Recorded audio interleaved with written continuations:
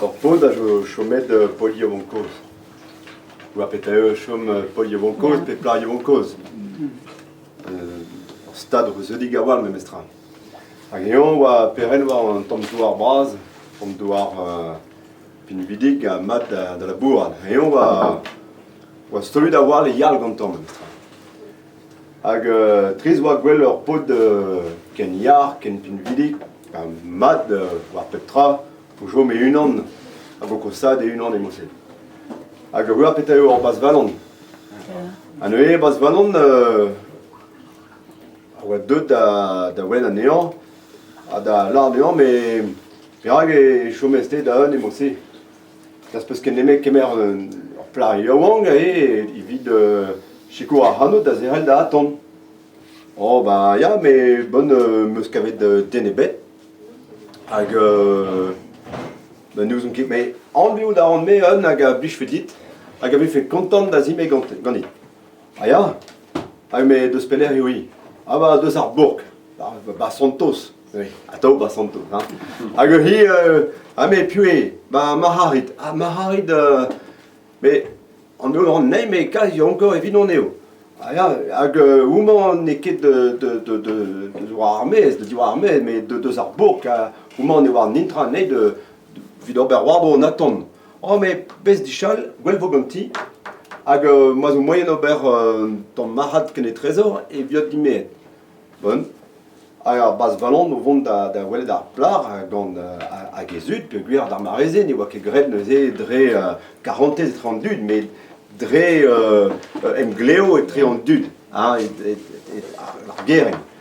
Hag ar mab an tad hag ar vom, a oa d'akor e vid lezel ar plar da zimeik gant ar pot koz, a setu gren ar marat, an dimeik gant neuret a oa bet la varet, hag ar plar neuze o vont da veva gant ar pot yaouan koz.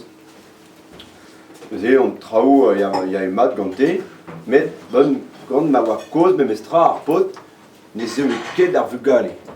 Ar pal an dimei e o kaout bugale me mestra. Hag ar tao ar pod o vont war gosat, trivugen bloa, pem bloa a trivugen, a bugale bet. A pon oa me mestra da genderel da la bourad, diesan traoù gantan, ober wardro an aton braz, hag un dez bennak, e laras da ruek, oh, me befe ran da gemer ur mevel. Ur mevel e chiko ar hanon da wardro an aton. Oh, ba, ya, mas peus ran, ba, mon o vont da lag un annonz war ar paysan breton da gaout an. Hag setu in, o lag un annonz war ar paysan breton da gaout ur mevel. Hag ket pel deus an aton e oa ur pot de yaou an flank, hag oa begret e gonj e soudar gantan, e chu gantan, oa tro hugen bloa. Hag e vefe kontant da vont da vevel gant ar pol yaouan koz. Bon, ba neuze ar rueg a laras de gwaz, men az peus ken eme lag nean da vont ba an ti, da welet an tammig an attend, a evit gwelo da ma vefe kontant da la bourra ganon. Bon, ba setu neuze ar pol yaouan go vont hag d'an attend, hag ur pred braz a oa begret me mestra evit e nori an nean. Neuze ur pred gant kik douz far hag farz fournier. Matre, hag neuze pot, anno ar pot oa yann. Neuze yann o stol o debri forz pegemen, oui oa peta eo, a vez er yaouang e vez debret forz pegemen. Un toul e fonz e bet. Neuze hag ar pot, neuze goude bez a debret, neuze ar pot yaouan koz, o vont gant yann, tro da c'hoari tro an douarou, da welet peta oa labour, pe sort loen oa a tout, hag setu neuze an noz o tond neuze, hag ar pod yaouang a oa o chom an tammig, an en a oa braz me mestra evit mont d'ar ger, mont en dro d'ar ger. Hag ar rueg a laras de gwaz, me non eus ket neme leze an nean da gousket an om. Ah ya, met neus gwele bet da estreget on ni deom ni. Ah ya, ba neus ket nemet lez an nean da gousket ba ar granj. Gant ar yeni an amzer d'ar marrement deus ar bloa, mais les relesket les annéants d'avant da gousket mossé ar grange. Enfin, fin ne vefe ket mat. Hag, neus ket nemet, non deus ket lag neant da gousket gant non, e barz ar gwelet non ni, da la de leze leur place neant, et hag, te ma gweg a gousket war an tukle, mais e kreiz hag eon et tu deo. Hag, ar weg hag a oa yaouan groaz, martreze tro dro pem loa a tregon. Oh là là, on a fait une mat, on a fait cousquet de gandor pot ken yaouan barz ar gwele, ha me o rouzan va bouet ket kemen a bloavez ou gant ar pot koz e mosse, non. Ma tre, hag neuze coup d'épée a debret de courant gante, neuze poen des mondes da gousket, hag kargen mat o rof, a chomet oa war an dol, neuze ar farz form. Pe gwir, pa oa bet echu gant courant, ten ebet ne oa bet rond da zerru kant met, men mestra ar pot yaouank en doa ke gant ze.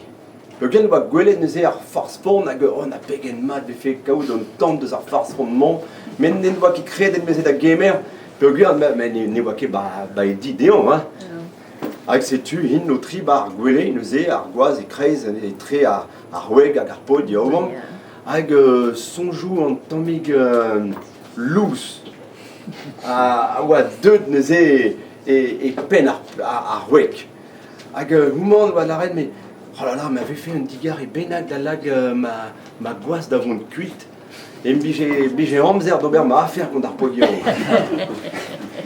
Hag dans ma reze, e oa roaz fen oa ar mez, e oa penosta e oa tos dechu gant da alwant kezek, an traktour, a oa deud dija.